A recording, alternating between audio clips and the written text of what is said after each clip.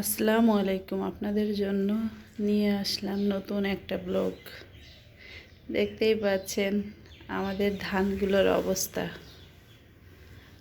ধানগুলো যেন আস্তে আস্তে শুয়ে পড়ছে, এমন অবস্থা হয়েছে। হঠাৎ বৃষ্টি হয়ে শুধু আমাদের নয়, প্রতিটা মানুষের ধান ক্ষেতের খুব খারাপ অবস্থা। এই কিছুদিন পরে ধানগুলো কাটবে। গ্রামের দৃশ্য, ধানগুলোর মাঝখান দিয়ে আমরা হাঁটাহাঁটি করি। রাস্তা আছে, আমাদের রাস্তাটা খুব পাকা, এখনো কাঁচাই আছে, রাস্তা থেকে হাঁটাই যায় না।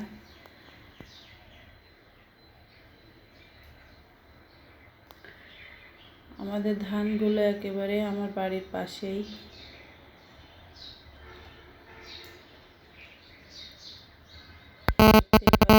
অবস্থা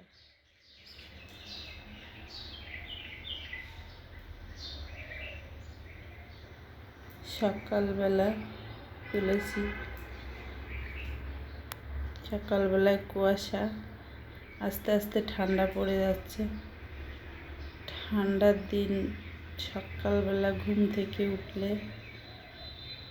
ভালোই লাগে।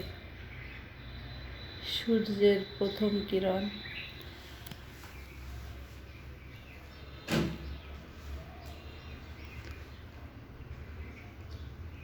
আপনাদের গ্রাম, আমাদের গ্রাম, আমাদের গ্রাম বলতে অনেকটা সুন্দর, সবুজ ধান ক্ষেত চারিদিকে, ভালোই লাগে।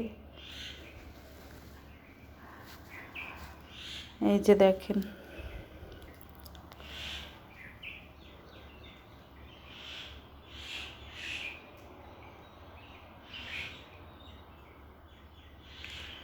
রাস্তার পাশেই জমিটা, তো রাস্তা থেকে আমার খুবই পছন্দের বেগুন গাছগুলোতে বেগুন ধরেছে। একটা গাছে বেগুন ধরেছে, আশ্চর্যজনক বেগুন, সাদা বেগুন। আমি আগে কখনো দেখিনি, এই প্রথমবার আমার গাছে ধরেছে এই বেগুনগুলো, সাদা। আমি এখনো একটাও তুলিনি, ওইটা বেশি সাদা হয়েছে, আর এগুলো হালকা লাল আছে, আস্তে আস্তে মনে হয় সাদা হয়ে যাবে। আর অন্য বেগুনগুলো গাছে এখনো বেগুন আসেনি, ছোট আছে। আর এই গাছটাতে আগেই বেগুন ধরছে। এই যে বেগুন গাছগুলোতে আমি পলিথিন বেঁধে দিয়েছি, যাতে বেগুনে পোকা না ধরে। পোকা ধরলে বেগুনগুলো সব নষ্ট হয়ে যায়, আর না হয় পাখি খেয়ে নেয়। আমাদের এখানে অনেক পাখি, পাখিদের বেগুনগুলো নষ্ট করে দেয়। তাই বেগুনে গাছে পলিথিন বেঁধে দিয়েছি।